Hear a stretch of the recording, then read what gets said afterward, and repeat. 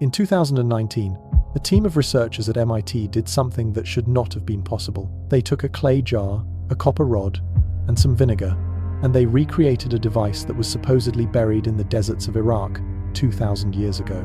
It was called the Baghdad battery, and when they flipped the switch, it worked. 2 volts of electricity, humming through a circuit that predated Benjamin Franklin by nearly 2 millennia. The scientists stood there, staring at their instruments, trying to explain how ancient people who were not supposed to understand electricity had somehow built a functioning battery before the concept of electrical current even existed in human knowledge.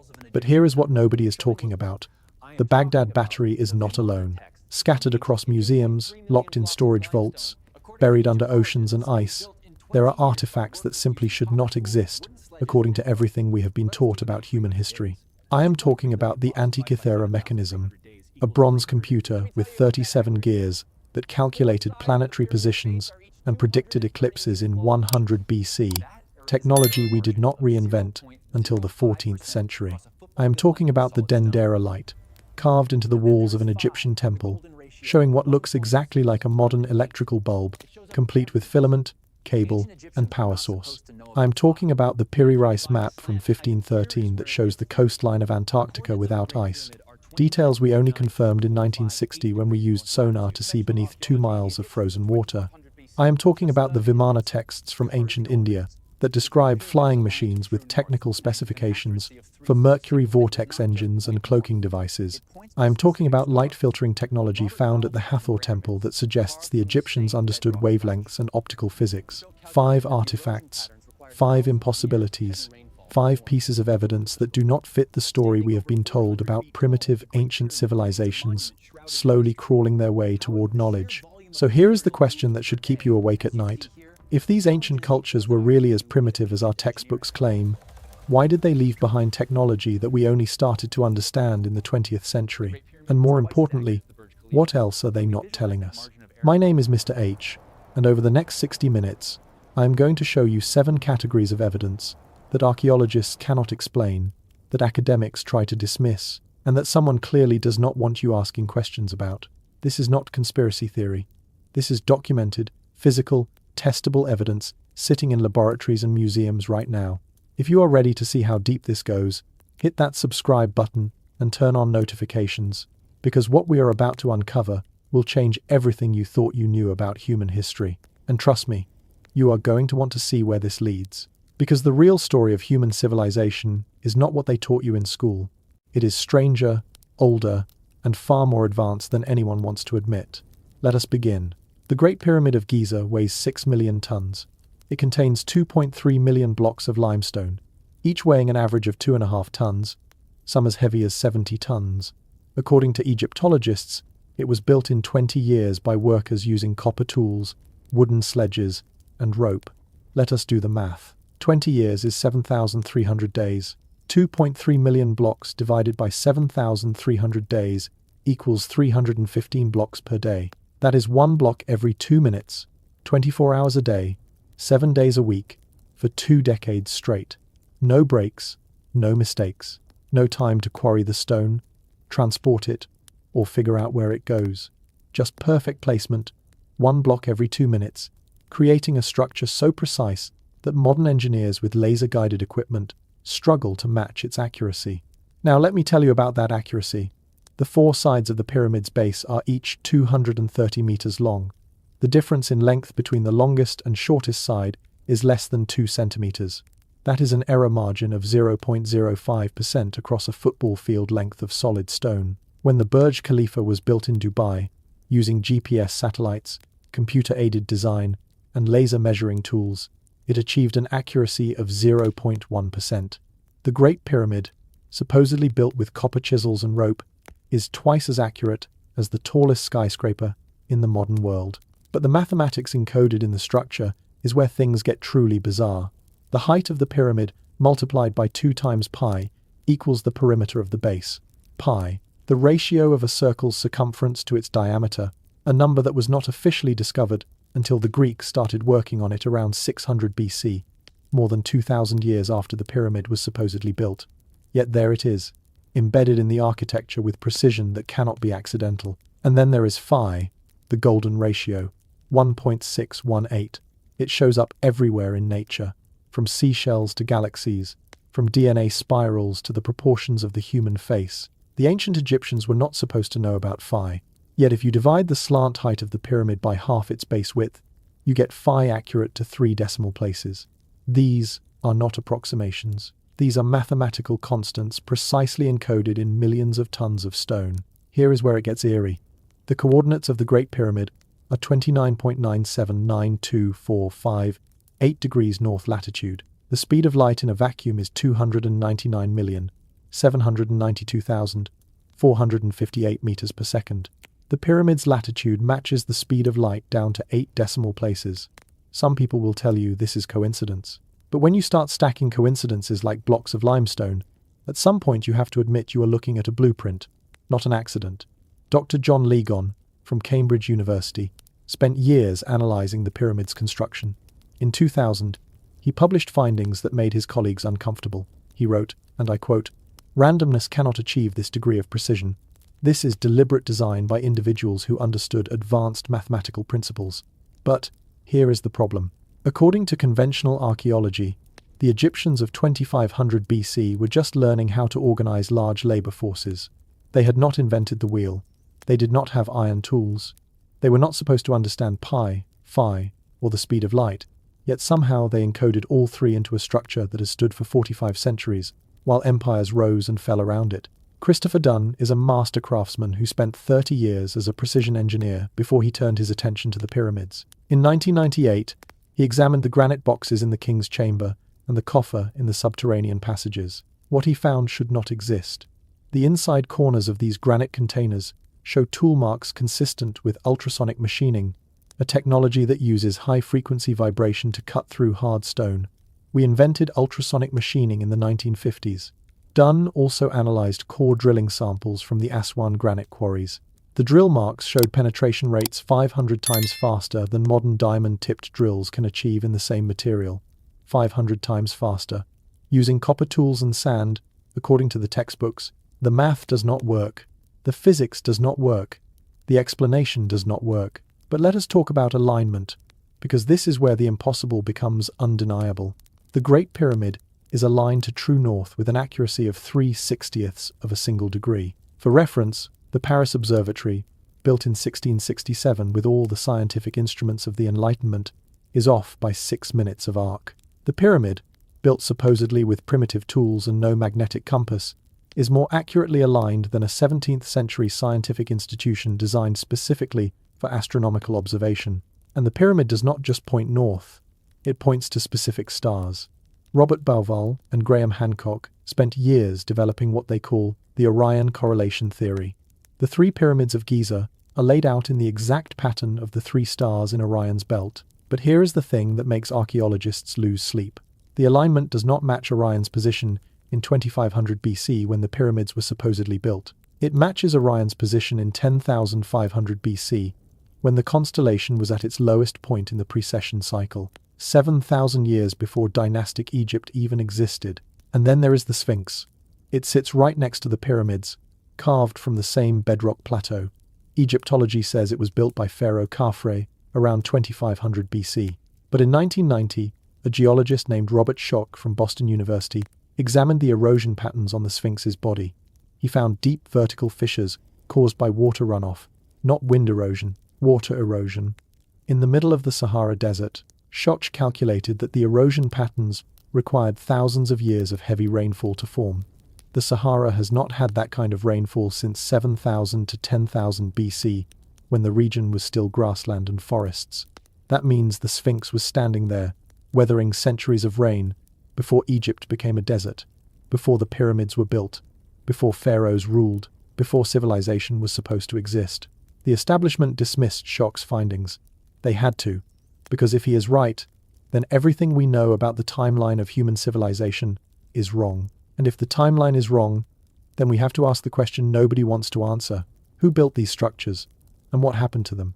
So let me make sure we are all on the same page here. We just looked at mathematics that should not exist, construction techniques that defy modern engineering, and erosion patterns that push the timeline back 7,000 years earlier than anyone is willing to admit. The Great Pyramid is not a tomb. It is a mathematical statement carved in stone. It is a marker, a message. And the Sphinx is not a monument. It is a witness to a world we have forgotten. But here is what should really bother you. Egypt is not alone. Right now, scattered across this planet, there are pyramids. Not just in Egypt. Everywhere. Mexico, Peru, China, Bosnia, Indonesia. Cultures that supposedly never met, never communicated, never shared knowledge. Yet somehow, they all woke up one morning and decided to build the exact same type of structure, using the exact same impossible techniques, and aligning them with the exact same celestial coordinates. The odds of that happening by coincidence are so astronomical that even suggesting it feels insulting to basic logic. So what if I told you these sites are connected? Not just spiritually or symbolically, but mathematically. What if I told you that when you plot their locations on a map, patterns emerge that suggest a level of global coordination that should not have existed 12,000 years ago? What if I told you there is a network, a blueprint that spans continents and oceans, and that every single one of these ancient sites is a node in a system we are only now beginning to decode? If you are still with me, drop a comment right now and just say, "Still here," because what comes next is going to challenge everything you thought you knew about isolation, about primitive cultures, about the limits of ancient knowledge. This is where the evidence stops being local and starts becoming global, and that is when it gets dangerous. Teotihuacan sits 30 miles northeast of Mexico City, a sprawling complex of pyramids that covers more than 8 square miles. The Pyramid of the Sun rises 216 feet into the sky, its base covering roughly the same area as the Great Pyramid of Giza. But here is what nobody talks about. When you scale the Pyramid of the Sun to exactly 50%, you get the dimensions of the Great Pyramid down to the meter. Same proportions, same mathematical relationships, same integration of pi and phi into the structure. And Teotihuacan is 7,500 miles away from Giza, across an ocean that the Egyptians supposedly never crossed, built by people who supposedly never met. The Aztecs did not build Teotihuacan. When they arrived in the Valley of Mexico around 1400 AD, the city was already ancient, already abandoned, already covered in vegetation. They called it Teotihuacan, which means the place where men become gods. They had no idea who built it, no records, no oral traditions, just ruins that predated their entire civilization. When archaeologists started excavating in the 1960s, they found something strange beneath the Pyramid of the Sunday, a layer of mica, not just a little bit, tons of it, sheets of mica carefully placed in the substructure, hidden from view, serving no decorative purpose. Mica is a mineral that resists heat and electricity.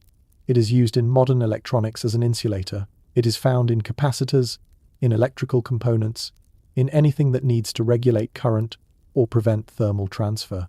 So why would ancient Mesoamerican builders, who were not supposed to understand electricity, bury massive quantities of an electrical insulator beneath their pyramid? Nobody has a good answer for that. The official explanation is that it was ceremonial. But ceremonial materials are supposed to be visible, not hidden underground where no one will ever see them. Hugh Harleston Jr. was an American engineer who spent decades measuring Teotihuacan with surveying equipment. In 1974, he discovered something that made his colleagues dismiss him as a crank. He found a unit of measurement, which he called the hunab, that appeared consistently throughout the entire site. 1.059 meters. Every major structure, every courtyard, every alignment used multiples of this exact measurement. But the hunab was not just an architectural convenience. When Harleston applied it to the layout of the entire complex, he realized the distances between buildings corresponded to the orbital distances of planets in the solar system. The Pyramid of the Sun to the Pyramid of the Moon matched the distance from Earth to Mars. Other structures corresponded to Jupiter, Saturn, and the outer planets. Teotihuacan was not a city, it was a scale model of the solar system, built by people who were not supposed to know the solar system existed. Now let us go to Peru. Pumapunku sits at 13,000 feet above sea level in the Bolivian Altiplano. It is a temple complex made of andesite and diorite, two of the hardest stones on Earth, and the precision of the cuts is what keeps engineers awake at night. The H-blocks scattered across the site have interlocking grooves carved at perfect 90-degree angles. The surfaces are flat to within 2 micrometers. 2 micrometers. That is the tolerance of modern CNC machines. computer-controlled cutting tools that use diamond bits and laser guidance. Yet there is no evidence of any tools at Pumapunku. No copper chisels, no stone hammers, just perfectly cut stone blocks weighing up to 130 tons, fitted together like Lego pieces with no gaps, no mortar, and no explanation. Arthur Poznański was a German engineer who spent 50 years studying Tiahuanaco, the larger complex connected to Pumapunku. In 1945, he published findings that got him laughed out of academic conferences.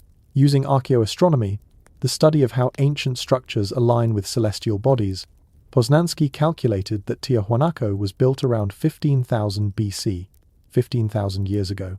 The academic establishment said he was wrong, that the site could not be older than 500 AD, but Poznański's calculations were based on the tilt of the Earth's axis, which changes over thousands of years in a predictable cycle. The alignments at Tiahuanaco match the sky as it appeared 15 millennia ago, not 1,500 years ago.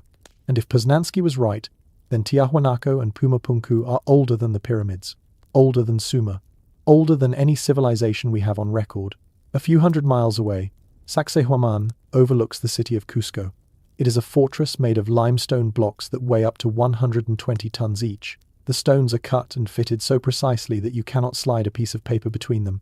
No mortar, no cement, just stone touching stone, with tolerances that modern masons cannot replicate. The Spanish conquistadors who saw Sacsayhuaman in the 1500s believed it was built by demons because they could not conceive of humans moving stones that large with such precision. The Inca told the Spanish they did not build it. They said it was already there when their ancestors arrived, built by the gods in a time before memory. Now look at China. In the Shanxi province, there is a pyramid that dwarfs Giza.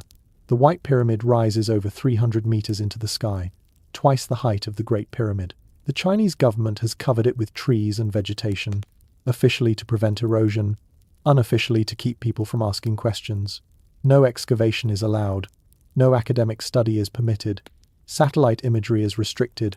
But researchers who have measured the structure from aerial photographs have found something unsettling. If you take the Great Pyramid of Giza, the Pyramid of the Sun at Teotihuacan, and the White Pyramid in China, and you plot them on a map, they form an equilateral triangle.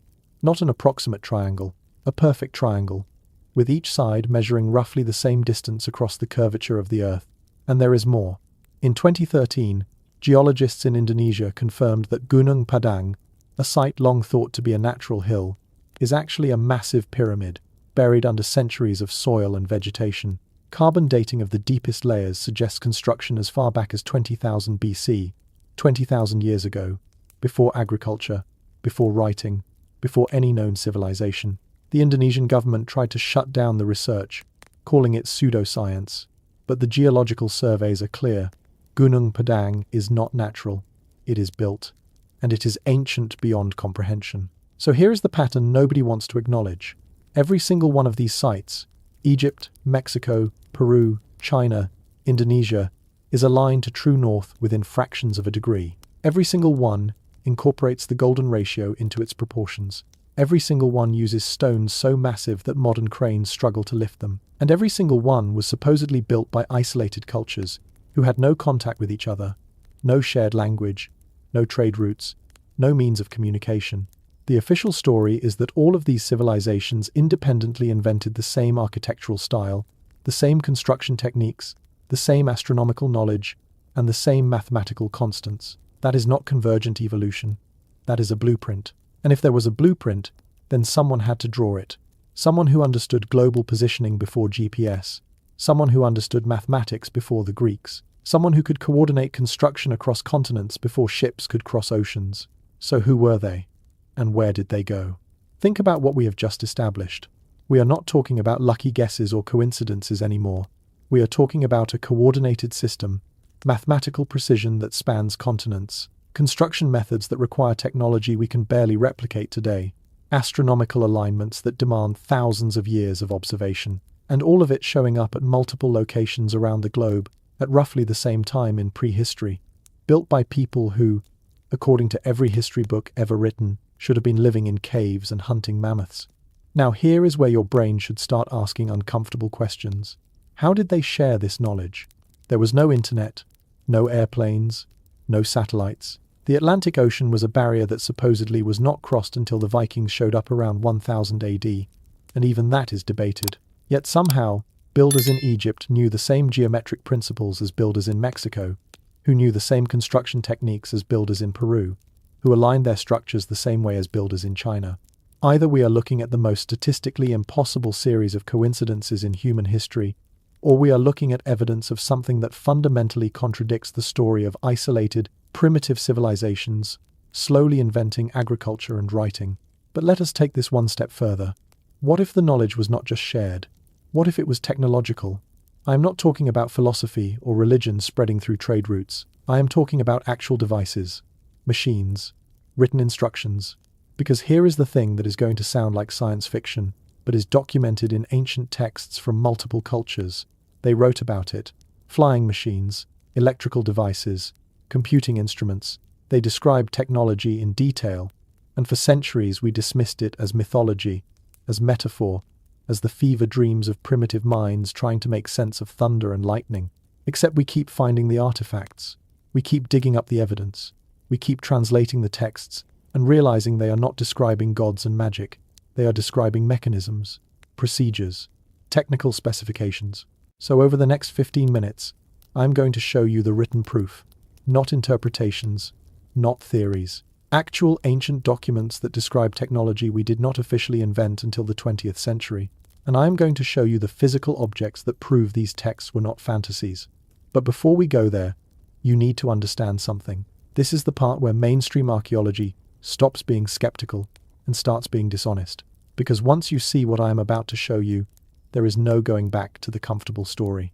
There is only the question that no one in power wants you to ask. If ancient humans had technology, where did it come from? And why did it disappear? In the 4th century BC, somewhere in the mountains of northern India, scribes began copying a text that would survive for 2,000 years before anyone in the modern world took it seriously.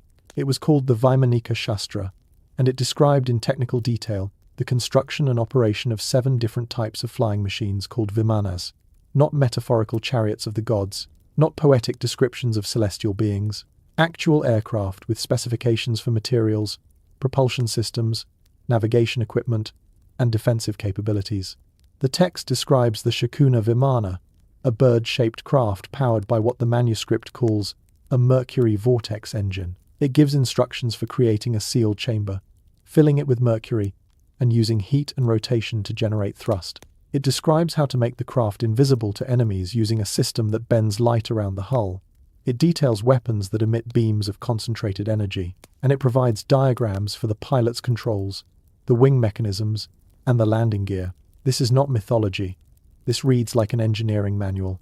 For most of the 20th century, scholars dismissed the Vaimanika Shastra as medieval fantasy, written long after the Vedic period, probably influenced by early European contact. But then researchers started finding older references. The Mahabharata, one of India's great epics dating back at least 2,000 years, contains detailed descriptions of aerial battles. It describes Vimanas attacking each other in the sky, maneuvering at high speeds, firing weapons that sound disturbingly like missiles or energy beams. One passage describes a weapon called the Brahmastra, which was said to release a single projectile charged with all the power of the universe, producing an incandescent column of smoke and flame as bright as 10,000 suns. The text goes on to say that the corpses were so burned as to be unrecognizable, hair and nails fell out, pottery broke without cause, and the birds turned white. That description should sound familiar, because it is almost word for word what survivors of Hiroshima and Nagasaki reported in 1945. In 1977, a reporter asked J. Robert Oppenheimer, the father of the atomic bomb, if the Trinity test in New Mexico was the first atomic explosion in history. Oppenheimer paused, then answered, "Well, yes, in modern times." He knew the texts, he had read the Mahabharata, and he understood what those ancient writers were describing. But let us move from texts to objects. In 1936, a German archaeologist named Wilhelm Koenig was cataloguing artifacts in the basement of the Baghdad Museum when he found something that did not make sense. It was a clay jar, about 5 inches tall, with a copper cylinder inside. The cylinder was capped with an asphalt seal, and inside the cylinder was an iron rod. Koenig recognized the design immediately. It was a galvanic cell, a battery, and it was 2,000 years old. For decades, academics argued about whether the Baghdad battery actually worked, or if it was just a container for scrolls. Then, in 2005, the television show Mythbusters decided to settle it. They built an exact replica using the same materials, clay, copper, iron, and they filled it with vinegar as the electrolyte. When they tested it, the device produced 2 volts of electricity. It worked. A 2,000-year-old battery, built by the Parthian civilization in what is now Iraq, producing measurable electrical current. Now you have to ask, why did they need electricity? The standard explanation is that they used it for electroplating, coating cheaper metals with a thin layer of gold or silver. Maybe, but here is what bothers me. If they understood electroplating, then they understood electrical circuits, conductivity, and chemical reactions at a level that puts them centuries ahead of where they are supposed to be technologically. And it raises another question. What else were they powering? Because there is something in Egypt that might give us a clue. At the Dendera temple complex, about 40 miles north of Luxor, there is a chamber with a series of stone reliefs that Egyptologists call the Dendera Light. The official explanation is that these carvings depict a lotus flower with a snake emerging from it, symbolizing creation and rebirth. But when you look at the reliefs, you do not see flowers and snakes. You see something that looks exactly like a Crookes tube, the precursor to the modern light bulb invented in the 1870s. The carvings show a bulbous glass shape with a narrow filament inside, connected by a braided cable to a box that looks like a power source. There are figures operating the device, and hieroglyphs nearby describe the object as producing light in darkness. Engineers who have studied the reliefs say the proportions match electrical lighting systems too closely to be coincidence. The cable thickness, the shape of the glass enclosure, even the positioning of the components suggest someone who understood how to generate and direct electrical current. But that is impossible, because the Dendera temple was built around 50 BC, and humanity did not discover electrical lighting until 1800 years later, unless we did, and then we forgot. Now let me show you the artifact that breaks every rule. In 1901, sponge divers off the coast of the Greek island of Antarctica found a Roman shipwreck dating to around 100 BC. Among the Amphirian statues, they pulled up a corroded lump of bronze that nobody paid much attention to for 50 years. It sat in a museum storage room until 1951, when a scientist named Derek de Solla Price decided to X-ray it. What he found inside made him question everything he knew about ancient technology. The Antikythera mechanism, as it came to be called, is a device with at least 37 interlocking bronze gears, some as small as a coin, precisely cut with triangular teeth. When researchers finally decoded how it worked using advanced imaging technology in 2006, they realized it was an analog computer designed to predict astronomical positions and eclipses decades in advance. You could input a date, turn a crank, and the mechanism would show you where the sun, moon, and planets would be on that day. It tracked the metonic cycle, a 19-year pattern of lunar phases. It predicted eclipses using the Saros cycle. It even adjusted for the irregular orbit of the moon. Dr. Michael Edmonds from Cardiff University, who led the 2006 research team, said, "This device is just extraordinary. The design is beautiful. The astronomy is exactly right. There is nothing like it in the historical record for over 1,000 years afterward." Think about that. 1,000 years. The Antikythera mechanism represents a level of mechanical sophistication that did not appear again in human technology until medieval clockmakers in 14th century Europe started building astronomical clocks, and even those early clocks were simpler, less accurate, and less functional than this device built in 100 BC. So here is the problem. If the Greeks could build one of these, they could build hundreds. This was not a one-time miracle. This was an established technology, part of a knowledge system that required generations of refinement. Where are the others? Where are the workshops? Where are the plans, the tools, the training manuals? They are gone, lost, erased from history. And we only know the Antikythera mechanism existed because one ship happened to sink in shallow water where divers could reach it 2,000 years later. How much else is sitting on the ocean floor? How many libraries burned? How many devices corroded into unrecognizable lumps of metal that we walked past in museums without understanding what we were looking at? But maybe the most disturbing evidence is not what we found. It is what the ancients described finding. At Mohenjo-Daro, one of the great cities of the Indus Valley civilization in what is now Pakistan, Archaeologists uncovered layers of fused glass and skeletons, with radiation levels 15 times higher than normal. The black stones scattered across the site show signs of having been subjected to temperatures exceeding 1500 degrees Celsius, far hotter than any pottery kiln or funeral pyre could produce. And when you read the Mahabharata's description of the Brahmastra weapon again, the incandescent column, the burned corpses, the hair and nails falling out, you are reading a description of acute radiation poisoning. Dr. J. Robert Oppenheimer knew, when he quoted the Bhagavad Gita at the Trinity test, saying, "Now I am become death, the destroyer of worlds," he was not being poetic. He was acknowledging that we had done this before, that somewhere in the forgotten past, humans had unlocked the power of the atom, and they had used it. And the evidence of that ancient nuclear war is still there, buried in the ruins of cities that should not have been destroyed by anything their era could produce. So let us be very clear about what we are looking at. Ancient texts describing flying machines with technical specifications, a working electrical battery from 2000 BC, carvings that match modern electrical lighting systems, a mechanical computer more sophisticated than anything built for the next millennium, and physical evidence of extreme heat and radiation at levels that suggest nuclear detonation. This is not primitive mythology. This is a technological civilization, and it was erased. So, where are we right now? We started with impossible mathematics carved into pyramids. Then we found a global network of identical structures built by cultures that never met. And now we are staring at batteries, computers, and descriptions of weapons that sound like they came out of a Pentagon briefing, except they are thousands of years old. If this were just one artifact, you could call it a fluke. If it were just one text, you could call it mythology. But when you line them all up, mathematics, global coordination, advanced technology, physical evidence, you are not looking at accidents. You are looking at a pattern, a technological civilization that existed, flourished, and then vanished so completely that we are still arguing about whether it was even real. But here is the part that should make you uncomfortable. If they had this knowledge, if they had this technology, where did it come from? Did they invent it themselves over thousands of years of trial and error, or did they inherit it from someone else? And if they inherited it, who was teaching them? Because we are about to go somewhere that most documentaries avoid. We are going underwater. And I do not mean shallow coastal ruins that sank a few hundred years ago.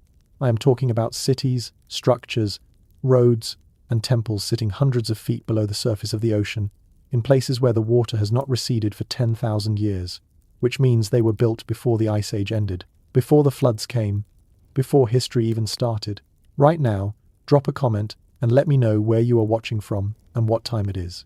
Are you in Europe watching this at 3 in the morning? California staying up past midnight? Australia on your lunch break? I want to know how far this message is reaching, because what comes next is going to challenge not just history, but the entire timeline of human existence, and I need to know you are ready for it. In 1987, a dive instructor named Kihachiro Aratake was exploring the waters off the coast of Yonaguni, the westernmost island of Japan, when he saw something that should not exist. Beneath 100 feet of ocean water, he found a massive stone structure with flat surfaces, sharp right angles, perfectly carved steps, and what looked like a road leading to a platform. It was not a reef. It was not a natural rock formation. It was architecture. And it was huge, covering an area the size of 2 football fields. When marine geologist Dr. Masaki Kimura from the University of the Ryukyus dove the site, he spent the next 15 years mapping every detail. He found staircases, terraces, post holes where wooden pillars once stood, a stone stage that looked ceremonial, tunnels carved through solid rock, and tool marks, clear evidence of human modification. Kimura estimated the structure to be at least 10,000 years old, dating back to when sea levels were lower and the monument stood on dry land. 10,000 years. That places it before the pyramids, before Sumer, before any known civilization in recorded history. The Japanese government refuses to officially recognize Yonaguni as an archaeological site. They call it a natural formation, even though geologists have pointed out that nature does not carve 90-degree angles or symmetrical steps. Natural erosion does not create flat platforms with uniform edges, and yet the site remains off-limits for serious academic excavation. No funding, no official survey. Just recreational divers swimming through the ruins of something we are not supposed to acknowledge. Now let us go to India. In 2001, scientists from India's National Institute of Ocean Technology were conducting a pollution survey in the Gulf of Cambay, off the western coast, when their sonar picked up something impossible. At a depth of 130 feet, they found geometric structures covering an area of 5 miles. Not rocks, structures.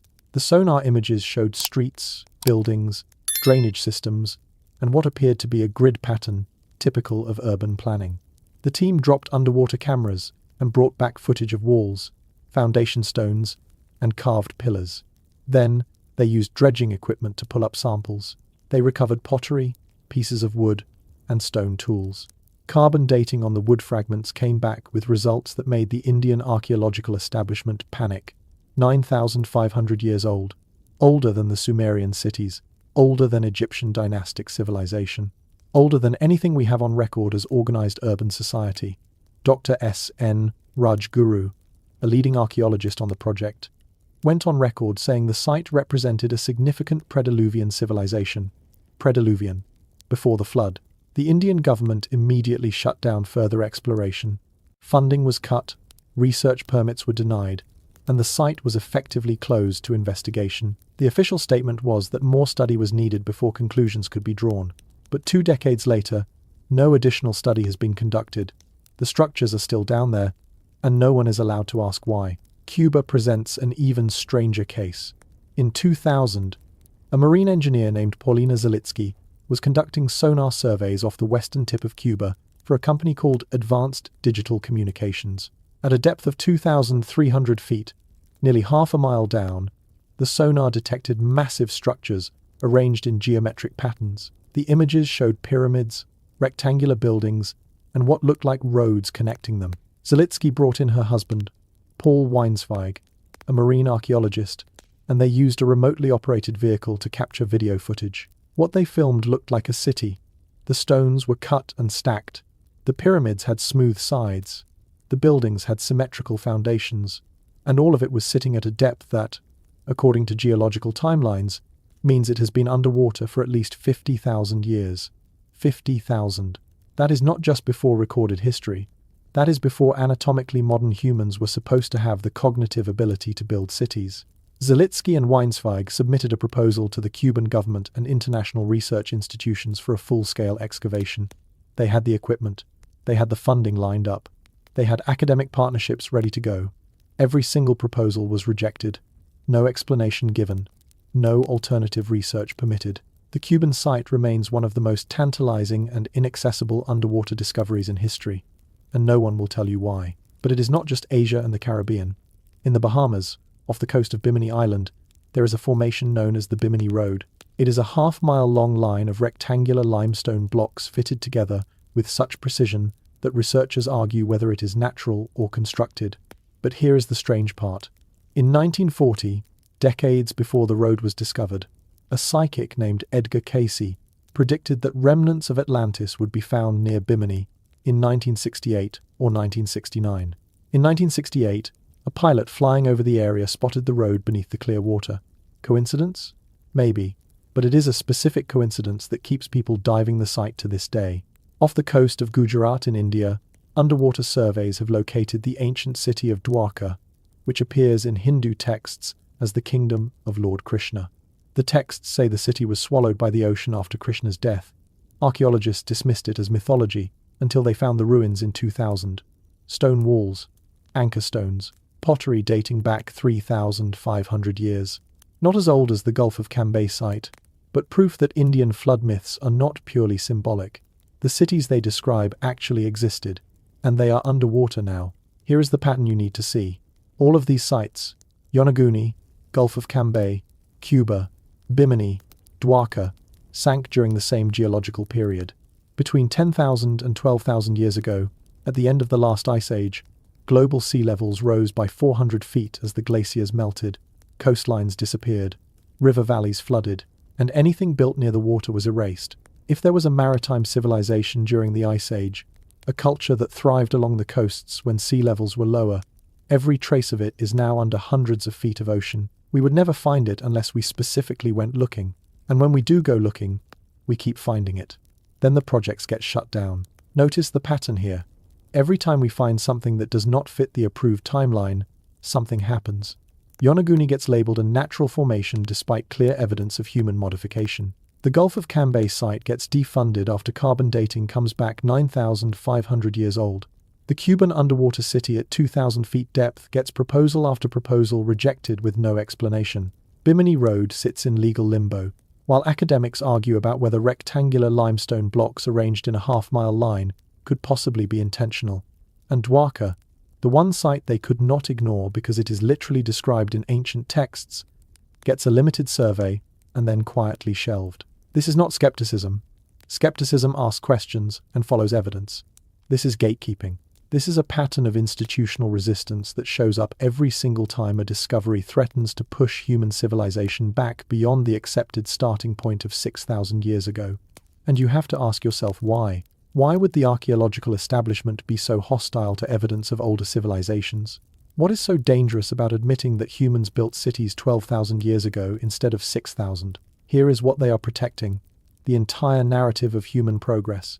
The story we tell ourselves in every textbook, every museum, every documentary, that we started as primitive hunter-gatherers, slowly developed agriculture, then writing, then cities, then technology, in a neat, linear progression that puts us, modern humans, at the pinnacle of achievement. We are the smartest, most advanced, most capable version of humanity that has ever existed. That story justifies everything: our institutions, our hierarchies, our belief that we have figured out what all those ancient people could not.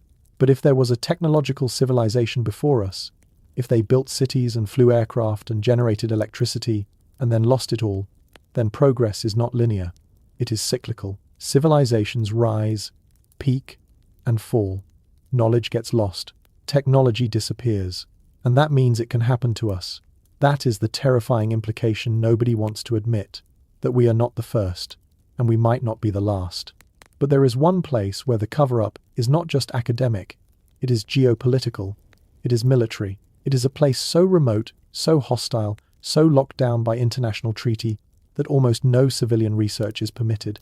A continent covered in 2 miles of ice where radar has detected things that should not be there, where naval expeditions ended in chaos, and where every government on Earth agreed to ban military activity. I am talking about Antarctica, and what is hidden beneath that ice might be the answer to everything. In 1513, an Ottoman admiral named Piri Reis compiled a world map using sources he claimed were ancient, some dating back thousands of years. The map showed the Atlantic Ocean, the coast of South America, and something that should have been impossible. It showed Antarctica, not the Antarctica we know today, buried under miles of ice.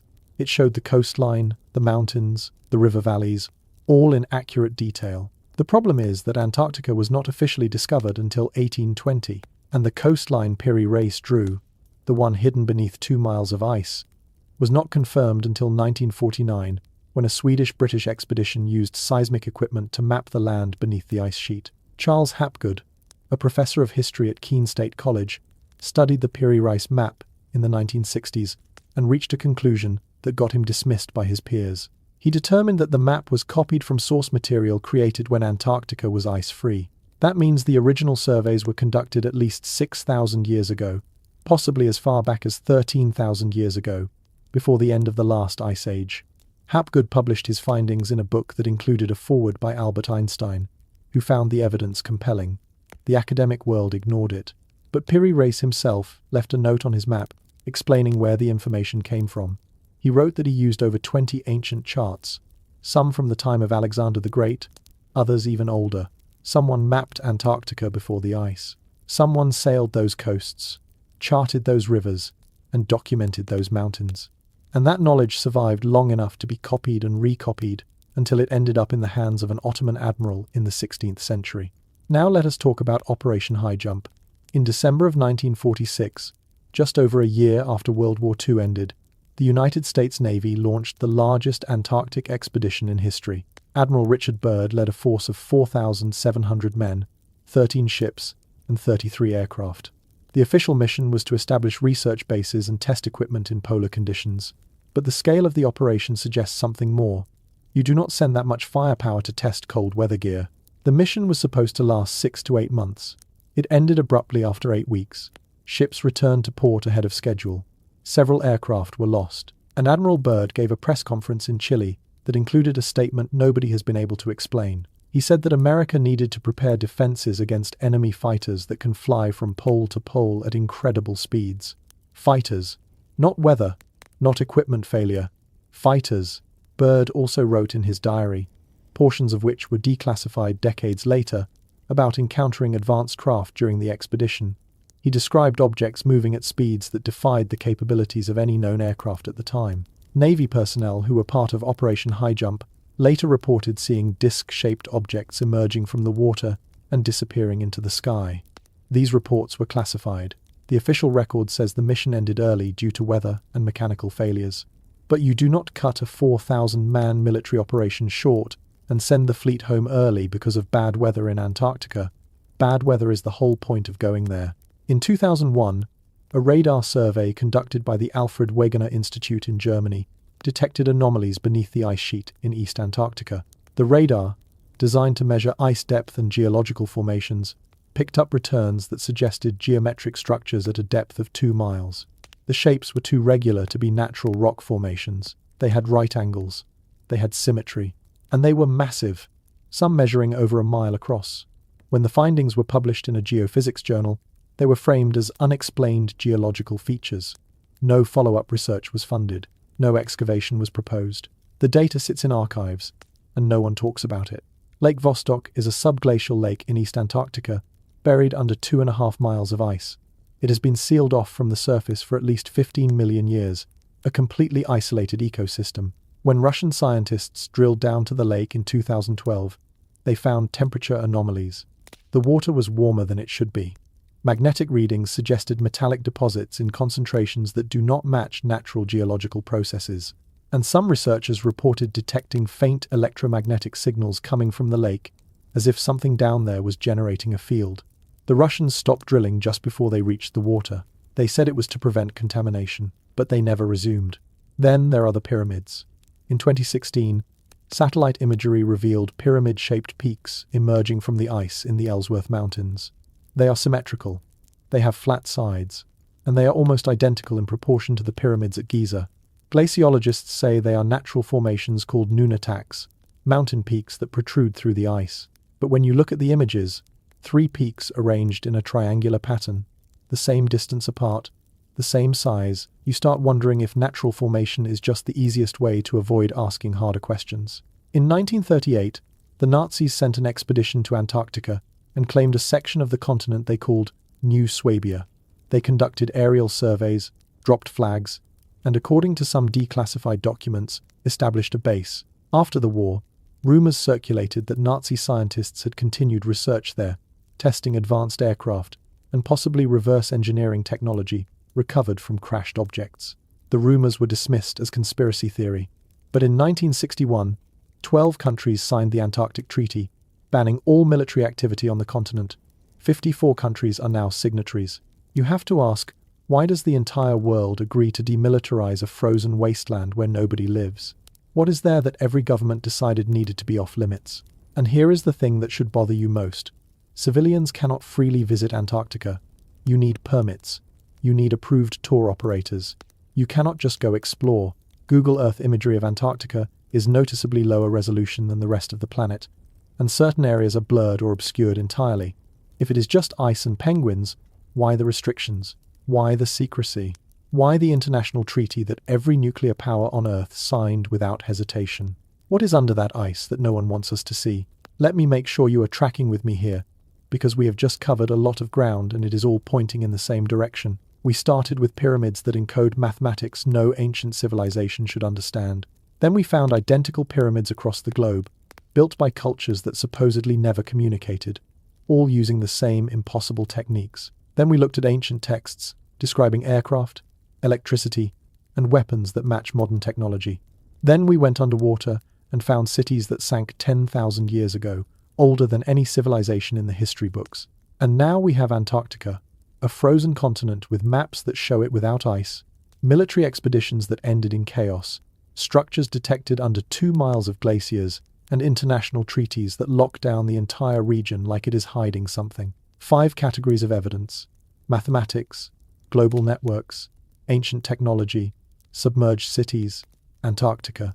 Every single one of them points to the same time period, 10,000 to 12,000 years ago, right at the end of the last ice age, right when global sea levels rose 400 feet and coastlines disappeared, right when something catastrophic reset human civilization. And here is what ties it all together. Every ancient culture on Earth has a flood myth. The Sumerians talk about Zeusudra surviving a deluge sent by the gods. The Hebrews have Noah and the Ark. The Greeks have Deucalion. The Hindus have Manu. The Chinese have Gunyu. The Mayans, the Hopi, the Aboriginal Australians, over 200 distinct cultures, many of them separated by oceans and continents, all tell the same story: a great flood, a handful of survivors, and the need to rebuild from fragments of lost knowledge. Geologists call it the Younger Dryas impact hypothesis. Around 12,800 years ago, a comet or asteroid impacted the North American ice sheet. The impact caused massive flooding as glaciers melted almost instantly. Temperatures spiked, ocean levels rose, coastal civilizations were obliterated, and the survivors were left to rebuild with whatever knowledge they could preserve. Dr. Randall Carlson has spent decades mapping the geological evidence of these mega-floods. Scablands carved by water, moving faster than rivers. Erratic boulders deposited hundreds of miles from their origin. Sediment layers that show sudden, catastrophic flooding on a scale we have never witnessed in recorded history. So here is the picture that is emerging. There was a global civilization before the flood. They built cities on coastlines that are now underwater. They understood mathematics, astronomy, and engineering at a level we associate with modernity. They left behind structures that aligned with stars, encoded knowledge in stone, and used technology we are only now beginning to recognize. Then the comet hit, the ice melted, the floods came, and almost everything was erased. The survivors took what they could, fled to higher ground, and tried to preserve the knowledge. That is why pyramids show up everywhere. That is why flood myths are universal. That is why ancient texts describe technology. They were not inventing it. They were remembering it. But if that is true, then we have to ask two more questions. 1. What are we still missing? What knowledge did they have that we have not rediscovered yet? And 2. Is there something in our biology, in our very DNA, that might explain how humans made that leap from primitive to advanced in the first place? Because the evidence is not just in the stones and the texts, it is written in us. Humans share 98.8% of our DNA with chimpanzees. That 1.2% difference is all that separates us from our closest genetic relatives. 1.2%. And yet, that tiny sliver of genetic code is responsible for language, abstract thought, self-awareness, art, mathematics, technology, and the ability to contemplate our own existence. Chimpanzees use tools. They have social structures. They communicate, but they do not build cities. They do not write symphonies. They do not decode the genome. So the question is, what happened in that 1.2%? And more importantly, when did it happen? Homo sapiens appeared roughly 200,000 years ago. For 194,000 years, we lived as hunter-gatherers. We made stone tools. We painted on cave walls. We survived. But we did not build civilizations. Then, around 6,000 years ago, suddenly we have writing, agriculture, cities, mathematics, astronomy, and legal systems appearing almost simultaneously in multiple locations. That is a gap of 194,000 years of nothing, followed by an explosion of civilization. Evolutionary biologists call this the Great Leap Forward. But evolution does not work in leaps. It works in increments. Slow, gradual changes over millennia. So what caused the leap? Here is where it gets strange. Humans have 46 chromosomes. Great apes have 48. Somewhere in our evolutionary history, 2 of our chromosomes fused together. Scientists call it chromosome 2, and it is unique to humans. When geneticists mapped the human genome in 2003, Dr. Francis Collins, head of the Human Genome Project, made a comment that did not get much attention outside scientific circles. He said, the fusion of chromosome 2 was clean, almost surgical. Almost surgical. Those are not words you use to describe random mutation. Those are words you use when something looks deliberate. Natural mutations are messy. They leave scars in the genetic code. Duplications, deletions, fragments of dead genes that no longer function. But the fusion point of chromosome 2 is remarkably clean. The telomeres, the protective caps on the ends of chromosomes, are exactly where you would expect them to be if someone was intentionally combining two chromosomes into one. It is the kind of precision you would see in a laboratory, not in the random shuffle of natural selection. Then there is the FOXP2 gene, the so-called language gene. It is found in many species, but in humans, it has a specific mutation that allows for complex speech, grammar, and abstract linguistic thought. Chimpanzees do not have this mutation. Neither do any of our other primate relatives. The mutation appeared in humans somewhere between 70,000 and 200,000 years ago, depending on which study you read. But here is the problem. Mutations do not just appear, they happen gradually, through copying errors over generations. Yet the FOXP2 mutation in humans is consistent, stable, and shows no evidence of a gradual build-up. It is there, fully functional, as if it was inserted rather than evolved. Dr. Svante Pääbo, the geneticist who sequenced Neanderthal DNA and won the Nobel Prize in 2022, has studied FOXP2 extensively. He found that Neanderthals had a version of the gene similar to modern humans, which suggests they could speak. But when Neanderthals went extinct 30,000 years ago, only Homo sapiens carried the fully functional version forward. Pääbo has said in interviews that the mutation is what separates us from every other species on the planet. But he stops short of explaining why it appeared so suddenly and so completely. Now let us talk about blood. Most humans have a protein on the surface of their red blood cells called the rhesus factor, or Rh factor. If you have it, you are Rh positive. If you do not, you are Rh negative. About 85% of humans are Rh positive. 15% are Rh negative. Here is the strange part. The Rh factor is found in all primates. Monkeys have it. Apes have it. Every mammal we have tested has some version of it. Except for humans who are Rh negative. They do not have it at all. It is not a mutation of the gene. It is an absence, as if that part of the code was removed. And it gets stranger. When an Rh negative mother is pregnant with an Rh positive baby, her body treats the fetus as a foreign invader. Her immune system attacks it. Without medical intervention, the pregnancy often results in miscarriage or severe complications. This is called hemolytic disease, and it only happens in humans. No other species has this problem. It is as if Rh negative blood and Rh positive blood are incompatible at a biological level, like they come from two different genetic lines that were never meant to mix. The Basque people of northern Spain and southern France have the highest concentration of Rh negative blood in the world, around 35% of the population. They also speak a language that has no relation to any other language on Earth. It is not Indo-European. It is not related to Latin, Greek, Arabic, or any known language family. It is linguistically isolated, as if it predates the spread of all other human languages. Some researchers have suggested the Basque people are a remnant population, genetically distinct, carrying markers from a time before the flood myths, before the reset. So here is what the genetic evidence suggests. Humans did not evolve smoothly. There are jumps, clean modifications, mutations that look engineered, and there is a subset of the human population that carries blood incompatible with the majority, as if two different genetic lines were blended and the immune system still remembers the difference. The Sumerians wrote that the Anunnaki created humans by mixing their essence with the clay of the earth. For centuries, we called that mythology. But what if it was a cultural memory of genetic engineering? What if clay was their word for biological material, and divine essence was their way of describing foreign DNA? What if we are not just the descendants of ancient humans? What if we are the descendants of something else? The earth wobbles. As it spins on its axis, the axis itself slowly rotates in a circular motion, like a spinning top that is starting to lose momentum. This wobble is called the precession of the equinoxes, and it takes 25,920 years to complete one full cycle. During that cycle, the position of the stars relative to Earth's horizon changes.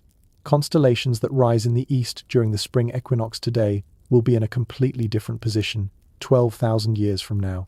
To discover precession, you need to observe the sky continuously for thousands of years, tracking the slow drift of constellations across centuries. The Greek astronomer Hipparchus is credited with discovering precession around 150 BC. Except the Egyptians already knew about it. So did the Mayans. So did the ancient Hindus. And they all encoded it into their monuments, their calendars, and their myths. Graham Hancock has spent decades arguing that the Great Pyramid, the Sphinx, and other megalithic sites are not just tombs or temples. They are astronomical markers, designed to record and communicate knowledge about precession to future civilizations. He points out that to understand precession, you need thousands of years of continuous observation, but according to conventional history, the Egyptians only had a few centuries of organized society before they started building pyramids. So where did they get the data?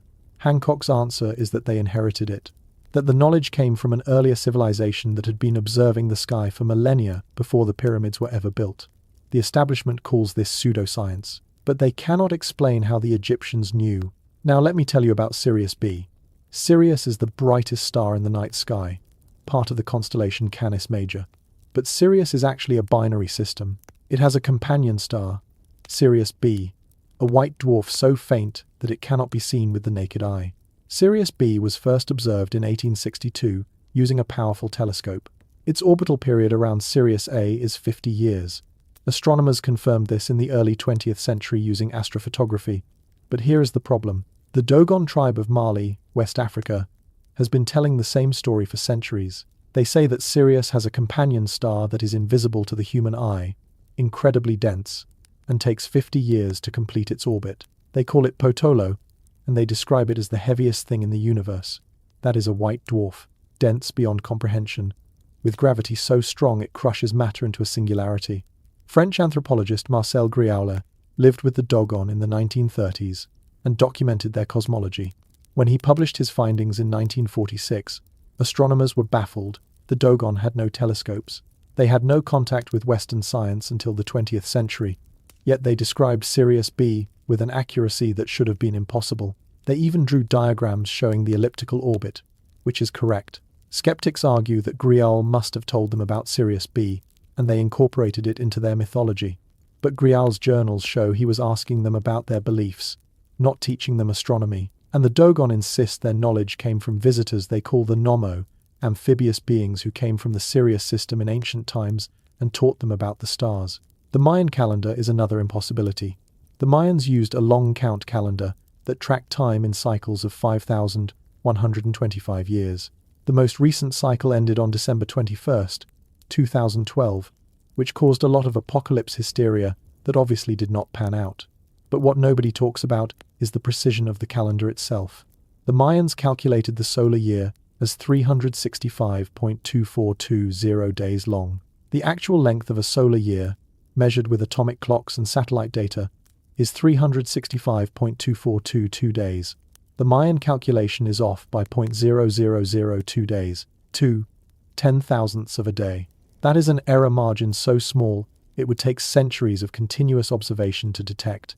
Yet the Mayans, who supposedly appeared as an organized civilization around 2000 BC, had this number locked in from the beginning. No trial and error, no gradual refinement, just a calendar that was accurate to 4 decimal places on day 1. In southern Egypt, near the border with Sudan, there is a stone circle called Nabta Playa. It is 7,000 years old, making it older than Stonehenge by 1,000 years.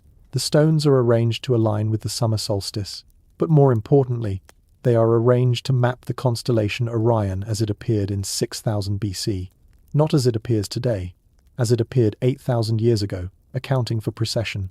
Dr. Kim Malville, an archaeoastronomer from the University of Colorado, studied Nabta Playa and concluded that it represents sophisticated astronomy at a time we thought humans were still figuring out basic agriculture. He wrote, "This is not primitive skywatching. This is advanced celestial mapping by people who understood long-term astronomical cycles." And then there is the Sphinx.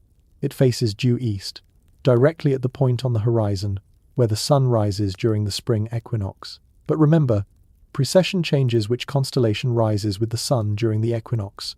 Right now, it is Pisces. 2,000 years ago, it was Aries. 4,000 years ago, it was Taurus. And in 10,500 BC, it was Leo, the lion. The Sphinx is a lion. If it was built in 10,500 BC and designed to face the constellation Leo rising with the sun, then it is not a monument to a pharaoh. It is an astronomical clock, marking the age of Leo in the precession cycle. That means the Sphinx is twice as old as Egyptologists claim. And if the Sphinx is that old, then whoever built it understood precession, celestial mechanics, and long-term astronomical cycles at a level that should not have existed for another 8,000 years. So here we are, 7 categories of evidence, and every single one of them points to the same conclusion. There was an advanced civilization before the one we read about in history books. They understood mathematics at a level we did not rediscover until the Renaissance. They built a global network of monuments using construction techniques we still cannot replicate. They had technology, flying machines, electrical devices, computing instruments, all described in texts we dismissed as mythology until we found the physical artifacts. They built cities that are now underwater, submerged when sea levels rose at the end of the Ice Age. They mapped Antarctica before it was covered in ice. Their genetic fingerprints are still in our DNA, visible in chromosome fusions and blood type anomalies that do not fit natural evolution. And they observed the stars for thousands of years, encoding astronomical data into stone monuments that have survived longer than any library or language. Mathematics, global coordination, ancient technology, submerged cities, Antarctica, genetics, astronomy, 7 independent lines of evidence, all converging on the same time period, all suggesting the same thing. We are not the first advanced civilization on this planet, and we are probably not going to be the last. But here is the question that should be keeping you awake at night. If all of this evidence exists, if it is sitting in museums and underwater and buried under ice, if scientists have documented it and researchers have published papers about it, then why do most people not know? Why are we still teaching children that civilization started in Sumer 6,000 years ago, that the Egyptians built the pyramids as tombs, that ancient humans were primitive and superstitious and incapable of abstract thought? Why is there such fierce resistance to even considering the possibility that our history is incomplete? Because here is the uncomfortable truth. If this evidence is real, and it is, then someone has been actively suppressing it. Not through some grand conspiracy with secret meetings in smoke-filled rooms, but through academic gatekeeping, funding restrictions, site closures, and the systematic dismissal of anything that does not fit the accepted narrative. And in the next 10 minutes, I am going to show you exactly who is doing the suppressing, how they are doing it, and most importantly, why they are so desperate to keep you from asking these questions. Because once you see the pattern, you cannot unsee it. And once you understand what is at stake, you will never look at history the same way again. Let me tell you what happens when a credible scientist challenges the established timeline of human history. In 1990, Dr. Robert Schoch, a geologist from Boston University with a PhD and tenure, published findings showing that the Sphinx had water erosion patterns consistent with heavy rainfall thousands of years before Egypt was supposed to be civilized. He presented his data at the American Association for the Advancement of Science. He showed photographs, geological surveys, and peer-reviewed analysis. The response from Egyptologists was not scientific debate. It was ridicule. They called him a pseudoscientist. They said he was looking for attention. They questioned his credentials, despite the fact that he is one of the leading geologists in his field. His funding requests were denied. Invitations to excavation sites were revoked. And the message was clear. Challenge the timeline, lose your career. Graham Hancock is a journalist and author who has spent 30 years researching ancient civilizations. His books, Fingerprints of the Gods and Magicians of the Gods, present evidence for advanced pre-Ice Age cultures using geological data, astronomical alignments, and underwater archaeology. He does not claim to have all the answers. He asks questions and follows evidence. In 2013, he gave a TEDx talk about consciousness and ancient knowledge. TED removed the video from their platform, saying it crossed the line into pseudoscience. They did not refute his evidence. They did not engage with his arguments. They just deleted it. When Hancock pressed them on which specific claims were inaccurate, they could not point to any. The video was removed because it challenged accepted narratives, not because it was factually wrong. That is not science. That is censorship. Here is how academic gatekeeping works. To get research published, you need peer review. Your work is evaluated by other scientists in your field. Sounds reasonable, right? Except peer review is only as objective as the peers doing the reviewing. If your research contradicts established paradigms, if it threatens the careers of senior academics who have built their reputations on the existing timeline, your paper gets rejected, not because the data is wrong, but because it is inconvenient. You cannot get published without peer review. You cannot get funding without publications. And you cannot conduct research without funding. It is a closed loop designed to reinforce consensus and punish dissent. Let me give you a concrete example. 80% of the cuneiform tablets recovered from ancient Sumer have never been translated. 80%. They are sitting in storage rooms at the British Museum, the Louvre, the Pergamon Museum in Berlin, and university archives around the world. We are talking about tens of thousands of clay tablets, each one a potential window into the knowledge, technology, and history of the world's oldest known civilization. And they are just sitting there, untranslated, unstudied, locked away. When asked why, institutions say there are not enough trained Sumerologists to handle the workload. Dr. Irving Finkel, a curator at the British Museum, has openly said, "We have more tablets than people to read them." That sounds like a resource problem. But here is the thing. Funding for ancient language programs has been cut repeatedly over the past 50 years. Universities are not training new Sumerologists because there is no money in it. And there is no money in it because institutions are not prioritizing it. Why? Because those tablets might contain information that contradicts what we have already decided is true. Now let us talk about archaeological sites that get shut down. Yonaguni, off the coast of Japan. Massive underwater structures with clear evidence of human modification. The Japanese government refuses to fund excavation, calling it a natural formation despite geologists saying otherwise. The Gulf of Cambay in India. Sonar detects a 5-mile city underwater. Carbon dating comes back 9,500 years old. The project gets defunded, and the site is closed to further research. The Cuban underwater structures at 2,000 feet depth. Proposals for excavation submitted to multiple governments and research institutions. Every single one rejected.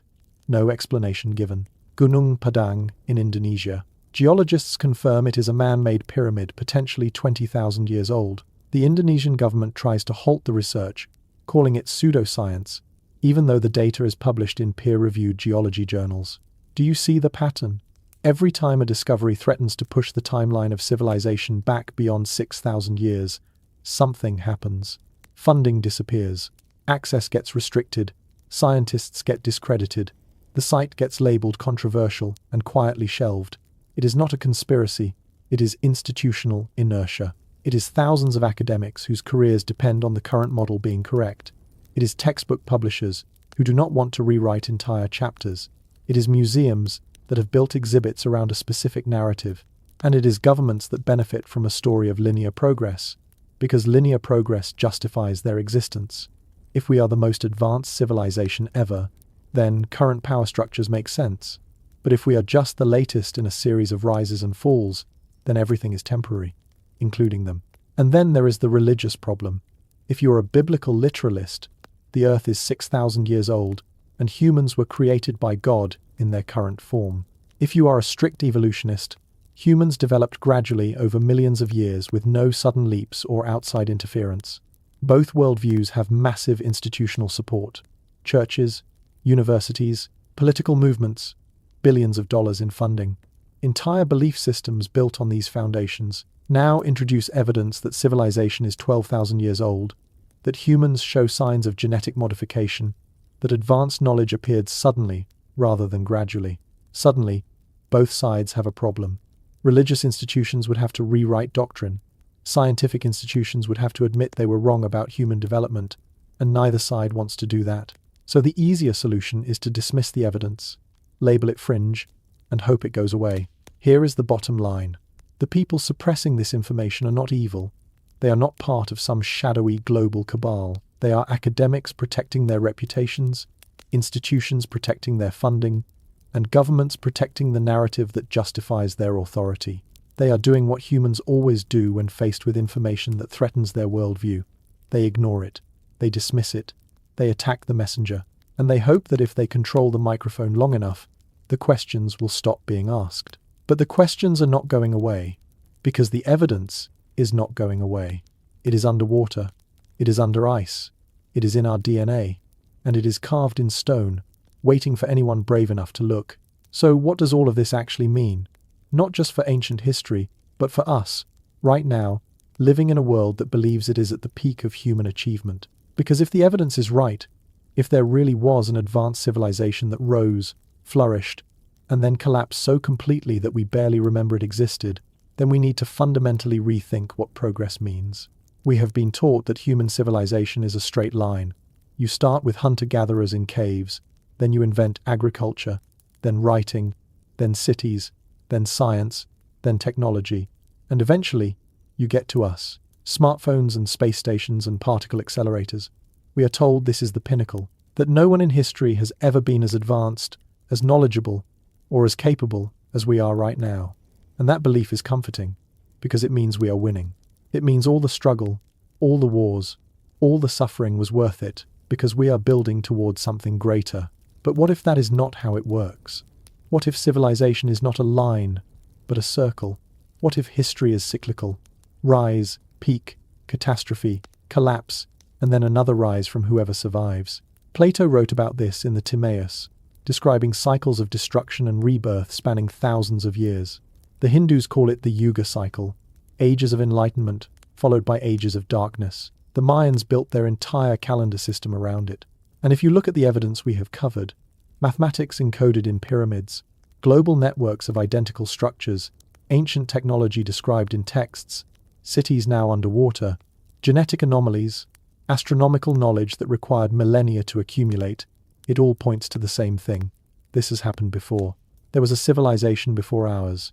They understood things we are only now rediscovering. They built monuments designed to survive apocalyptic events. They encoded knowledge in stone because they knew that paper burns, languages die, and digital data disappears in a blackout. They left warnings in flood myths that appear in every culture on Earth. They were trying to tell us something. Do not forget. Do not get complacent. It can happen again. And here is the terrifying part. It can. Right now, we are more vulnerable than we have ever been as a species. A solar flare strong enough to knock out the power grid would send us back to the 19th century overnight. No internet, no supply chains, no refrigeration. Most of the food in developed countries is transported thousands of miles and has a shelf life measured in days. If the trucks stop, cities starve within a week. A nuclear exchange would create a winter that blocks out the sun for years, collapsing agriculture globally. A supervolcano eruption, which we are overdue for geologically, would do the same thing. Even a coordinated cyber attack could cripple the financial systems, the power grids, and the communication networks that hold modern society together. And if any of those things happen, how much of our knowledge survives? We store everything digitally now. Hard drives, cloud servers, data centers. If the power goes out permanently, it is all gone. Every book that only exists as an ebook, every photograph that only exists on a phone, every piece of research stored on a server somewhere, gone. In one generation, maybe two, no one would remember how any of it worked. They would be too busy trying to grow food and find clean water. And the generation after that would tell stories about the old world, about the towers of glass and the machines that could think, and their children would think those stories were myths. Just like we think the stories about Vimanas and Anunnaki are myths, the ancient builders understood this. That is why they carved knowledge into granite.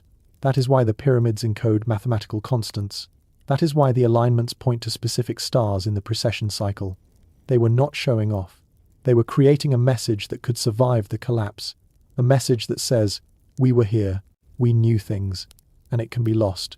They were building time capsules for whoever came next, and that is us. We are the next cycle. We are the ones trying to decode what they left behind. And the question we should be asking is, what are we leaving for the people who come after us? Because right now, we are encoding nothing. Our greatest achievements are stored in formats that require electricity, infrastructure, and institutional continuity to access. If those systems collapse, and history suggests they will eventually, then future archaeologists will dig through our ruins and find plastic, steel, and concrete. They will find no explanations, no instructions, no warnings. Just the debris of a civilization that thought it was too advanced to fail. The ancients tried to warn us. They left their message in stone, in myths, in structures designed to last longer than empires.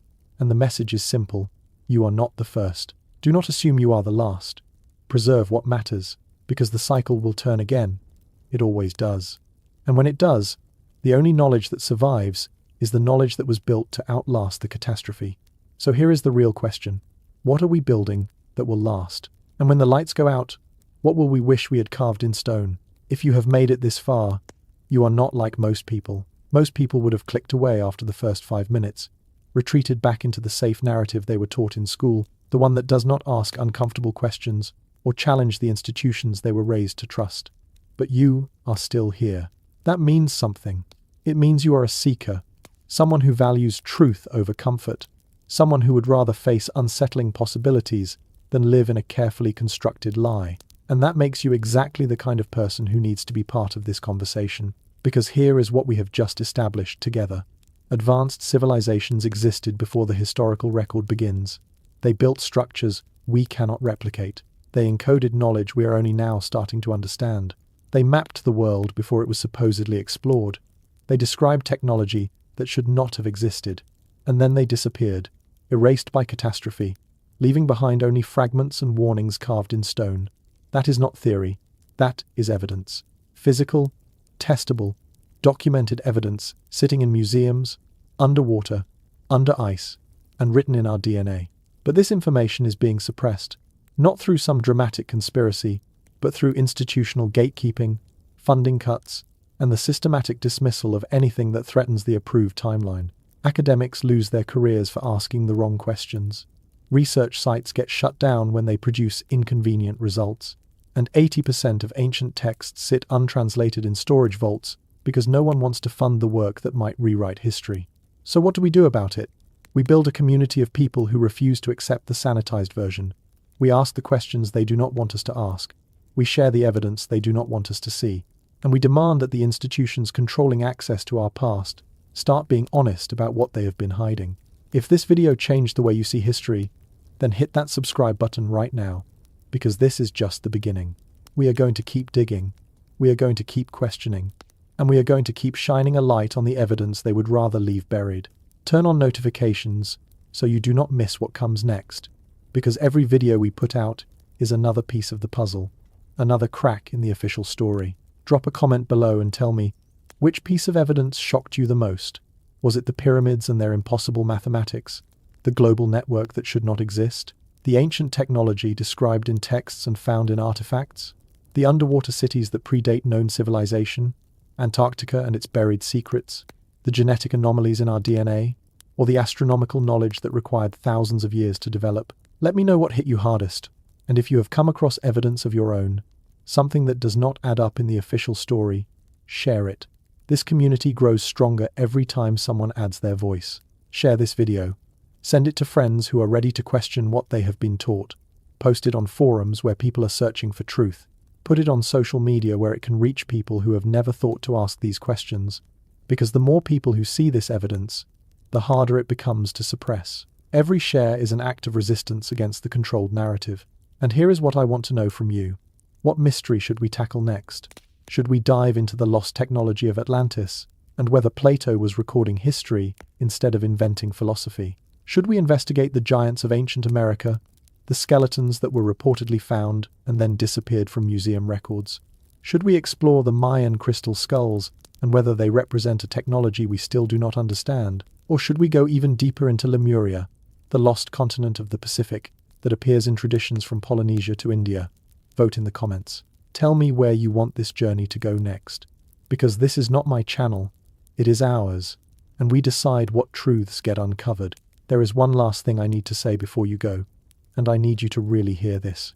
If you made it to the end of this video, you are not ordinary. You did not stumble here by accident. You are here because something inside you has always known that the story we were taught does not add up. You have felt it your entire life. That nagging sense that history has missing chapters, that the ancients were not as primitive as we were told, that there is more to human existence than the shallow timeline printed in textbooks and repeated in classrooms. The ancient civilizations that came before us left clues. They hid them in plain sight, encoded in pyramid ratios, preserved in flood myths that span the globe, carved into astronomical alignments that point to stars as they appeared 12,000 years ago. They did not do that for themselves. They did it for us, for the people who would come after the collapse, for the civilization that would rise from the ruins and need to remember. And the message they left is simple. Remember, do not forget, do not let it happen again. You carry that message now. Whether you realize it or not, you are part of a chain of knowledge that stretches back to a time before recorded history, and your responsibility is the same as theirs was. To remember, to question, to preserve what matters, because the cycle will turn. Civilizations rise and fall. Knowledge is gained and lost. And the only thing that breaks the cycle is people like you, who refuse to forget, who refuse to accept the official story, who keep asking the dangerous questions even when the institutions tell you to stop. So here is my final question for you. Now that you know, what are you going to do with it? Are you going to go back to sleep, pretend you never saw this, and let the comfortable lies keep you warm at night? Or are you going to stay awake, keep searching, and help build a community that refuses to let the truth be buried again? Because truth is not what they teach you in school. Truth is not what they print in textbooks or display in museums. Truth is what survives time. Truth is what gets carved in stone by people who knew that everything else burns. And you just spent the last hour staring at truth. The question is, do you have the courage to carry it forward? This is Mr. H. Stay curious. Question everything. And remember, the ancients left their warnings for a reason. Do not make them carve it in stone again.